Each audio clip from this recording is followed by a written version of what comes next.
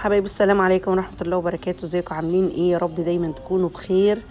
كل سنة وانتوا طيبين. النهاردة بقى هنعمل السحور بتاعنا وهنعمل الزبادي. انا بعمل الزبادي دي امتى؟ انا بعملها حوالي كانت الساعة 3 بعد العصر، لا قبل العصر. هاخد كده الوشة بتاعت اللبن بتاعتي مع نص كوباية زبادي، وهحط كده بقى اللبن بتاعي كله في الخلاط مع نص كوباية زبادي على ايه؟ على كيلو لبن. ما تحطوش الكوباية كلها، هي كفاية بس نص كوباية زبادي، يعني معلقتين كبار وخلاص على كده. واللبن احنا غاليينه وسبناه يما برد خالص. السحر بقى هي معلقة النشا الجميلة ديت. هنضرب كده اللبن بقى بتاعنا كويس جدا. عايزين تحطوا معلقة سكر حطوا، مش عايزين كده تمام قوي. هنضربه بس كويس جدا جدا. ضربنا اللبن بتاعنا كويس بنص كوباية بمعلقتين الزبادي ومعلقة نشا. معايا هنا الطواجن زي ما انتوا شايفين كده سخنة جدا. حطيت فيها مجين مية وحطيتها في فرن البوتاجاز. بصوا اللبن نازل قشطة، يعني تقيل. لو انتم ملاحظين السمك بتاعه تقيل جدا. كيلو اللبن هيعمل لنا حبة محترمين جدا توفير في كوباية الزبادي اللي بقت ب7 جنيه. عايزة اقول لكم حاجة غريبة جدا. انا كده غطيتها زي ما قلت لكم. انا مسخنة الطواجن بالصينية، حطيتها في فرن البوتاجاز لغاية يما سخنوا جدا. انا طبعا علشان الوقت معايا ضيق ويطلعوا لي بسرعة، وطبعا سبت الفرن شغالة تسخن شوية وبعد كده طفيت عليها. عملتهم في الطواجن. عايزين تعملوهم في كوبايات تمام، في كاسات تمام، في كوبايات زبادي برضو تمام. بس عايزة اقول لكم اللبن تحفة وطلع كمية كبيرة جدا جدا من الزبادي. هغلف كده الطواجن بتاعتي وهحطهم بقى في فرن البوتاجاز لغاية مثلا نقول لغاية الساعة 11 بالليل.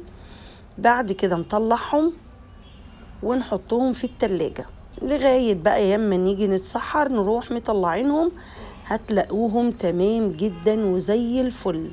وهتلاقوا كمان طبقة قشطة كده من فوق جميلة جدا جدا.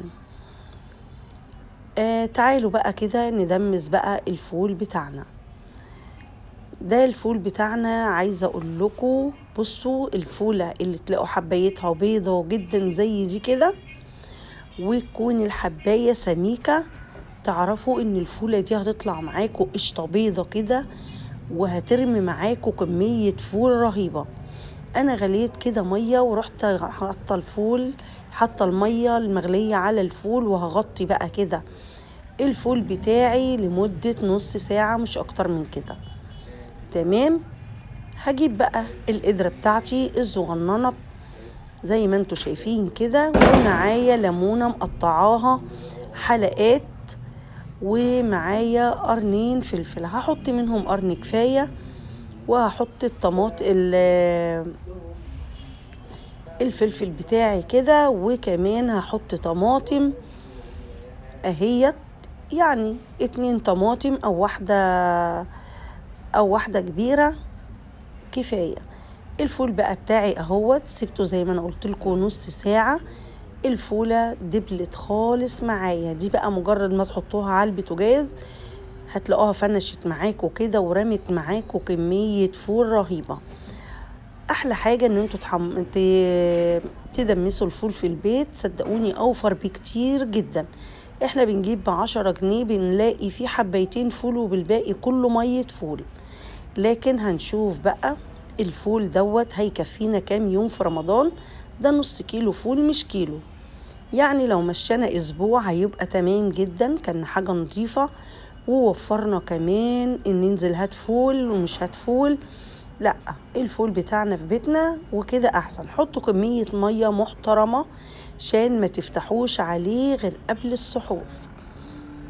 حلو الكلام، كلام جميل. هنحطه بقى على عين الصغيرة يغلي غلوتين، يقلب له قلبتين 3 كده، وبعد كده هنهدي عليه النار خالص ونسيبه. تعالوا بقى شوفوا الفول وجمال الفول، بسم الله ما شاء الله يما استوى. طبعا انا سبته لغاية يما اتهمك خالص، يعني دلوقتي الساعة 11:30. بصوا الفول وجماله، والقدرة اتملت في طعامة واحلى من فول زي ده. تعالوا بقى كمان نشوف الزبادي بتاعتنا اهيت، بسم الله ما شاء الله. الزبادي طلعت تحفة. الفول انا مبسوطة جدا بالفول. الفول عايزة اقول لكم ريحته رهيبة. حطوا بقى ليمونة، وحطوا شوية ملح بكمون، وشوية زيت زيتون او شوية زيت ذرة او اي زيت عندكم. بصوا تحفة، وكلوه بالهنا والشفا. ادي بقى الزبادي بتاعتنا كمان طلعت رهيبة. تعالوا كده بقى هقطع لكم كده بالمعلقة. بصوا عاملة ازاي، بسم الله ما شاء الله، ولا مية ولا اي حاجة. اتمنى يكون الفيديو بتاعي اتمنى يعني ان انتوا تكونوا استفدتوا بالفيديو بتاعي، واعملوا الزبادي في البيت او اوفر وارخص بكتير واطعم. عايزة اقول لكم القشطة فوق الوش رهيبة. اتمنى يكون الفيديو بتاعي عجبكم.